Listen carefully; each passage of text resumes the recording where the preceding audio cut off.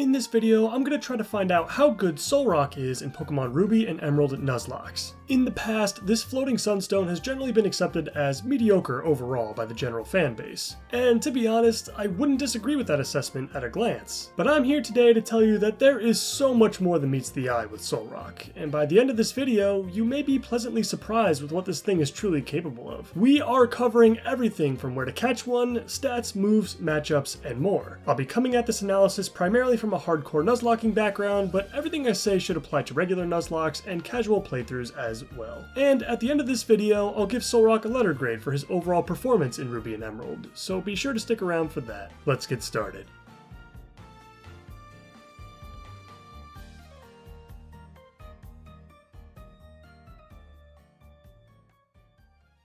Solrock can be found within Meteor Falls soon after obtaining your 3rd gym badge from Watson in Pokemon Ruby and Emerald versions only. If you're playing Sapphire, sorry, you'll have to settle for the Moon.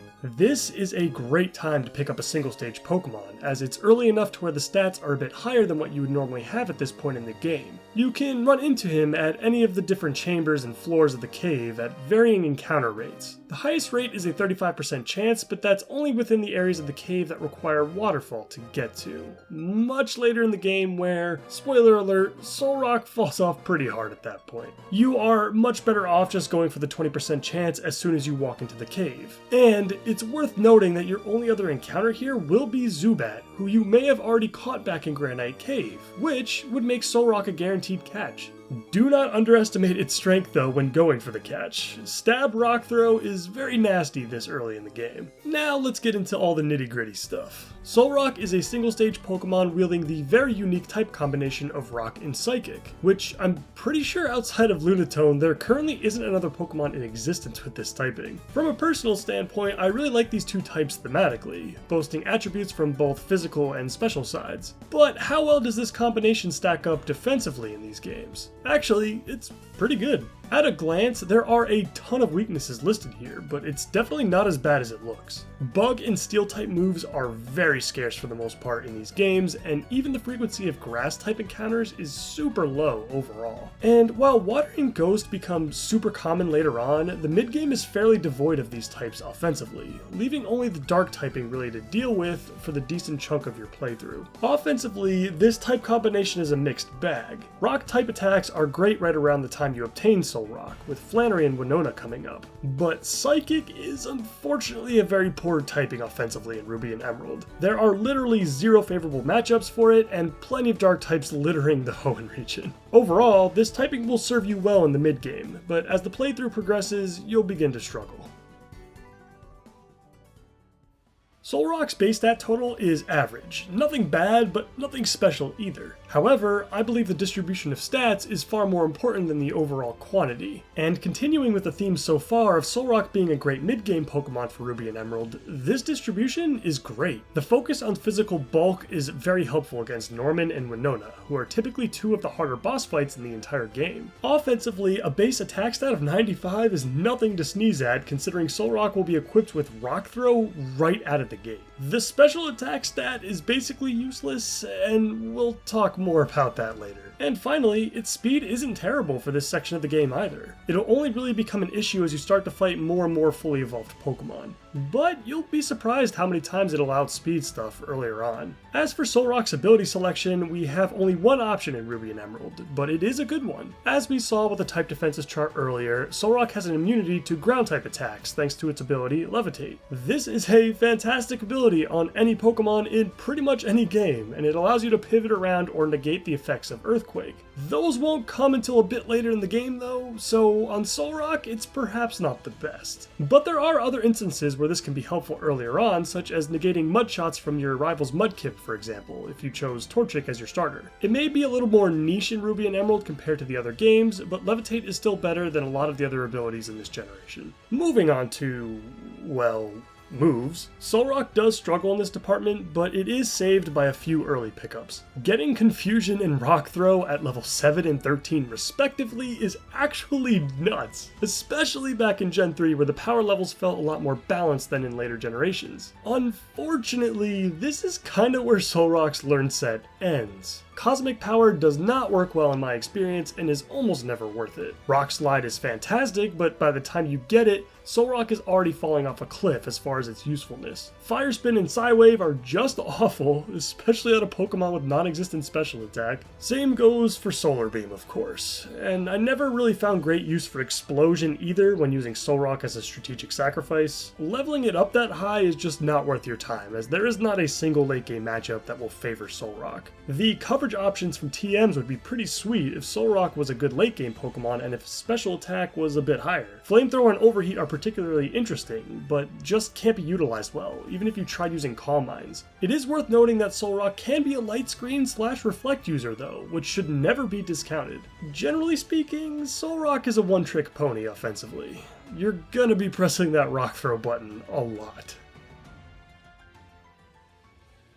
With everything we've discussed so far, let's put it all together and look at Solrock's matchups in Ruby and Emerald. Against random trainers, it's a fairly mixed bag overall. Soon after getting Solrock, he'll be great against the upcoming Fire and Ground types you'll surely run into with Team Magma and Flannery's gym trainers. And soon after, there will be lots of normal types to rip through in Norman's gym as well. That's actually a pretty big one to note there, as Norman's gym trainers are probably the scariest in the whole game. Moving towards Winona and the rainy routes, you've got plenty of flying and bug types to mess up. Just be careful of the few Glooms and Rosalias you may run into. And of course, Solrock will do great against Winona's gym trainers too. It is at this point in the game that Solrock will start to have a very hard time against random trainer battles. You'll have to deal with the ghost types in Mount Pyre and all of that water coming up after entering Lily Cove City. Moving on to the boss fights in Ruby and Emerald, Solrock will absolutely flourish against the likes of Flannery, Norman, and Winona. Flourish may not even be the right word there.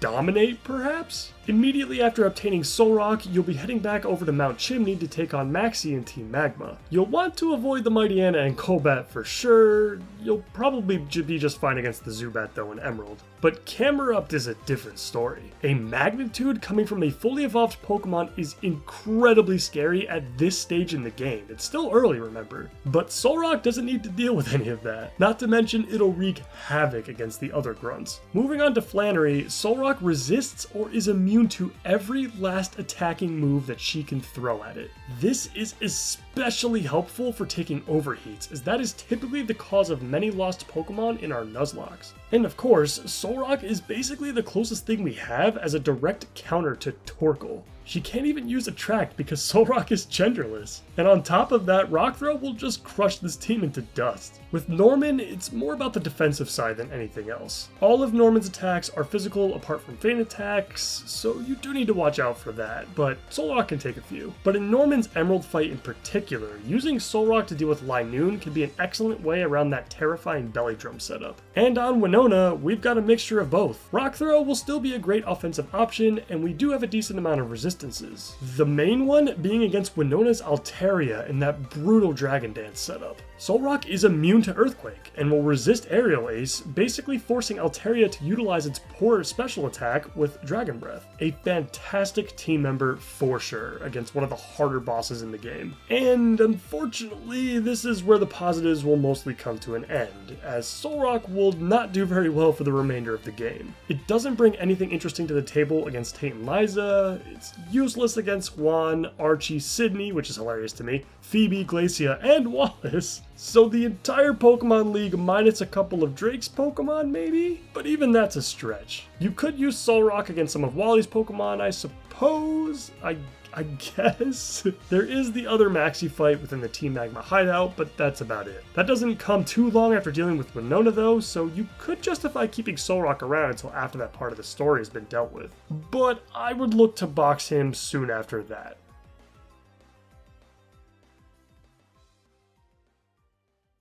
Overall, Solrock is an incredible early pickup that will absolutely terrorize the mid-game with its combination of great defensive matchups and powerful early stab moves in Rock Throw and Confusion. A pleasant surprise for me once I was actually forced to use it in a few of my runs, and I've come a very long way from my Emerald tier list video, that's for sure. The same stuff applies to Solrock as well, but it does get Rock Slide, which is nice, but it can't contribute much to a team very many areas of the game. Probably decent on Winona if you don't have any other options, but I think I'm just gonna stick it in bad. Yeah, my analysis there was pretty dumb. And yes, Solrock will fall off after Winona, but any Pokemon that can hard carry a team through 3 of the tougher boss battles in the whole game gets a pass from me. I'm going to give Solrock a B- for Pokemon Ruby and Emerald Nuzlockes. Although, I will say it was very close between that and a C+. I just think that midsection of the game is so important and difficult to traverse that the B- can be justified here. I've grown to appreciate this thing a lot recently, and I would highly recommend giving the Living Sun himself a go. And with that, this video is now over. This is a brand new series for the channel, and my goal is to cover as many Pokemon as possible from every single game. Let me know what you think of it so far. Good idea? Bad idea? Greatest series ever? Or ew, get this off my screen. I'd love to hear what you guys think. I'll be sure to leave a link to the series in the description below, so be sure to check back for more videos like this. In the meantime, as always, please like the video if you liked it, and subscribe for more content like this. That's it for me. I'll see you next time.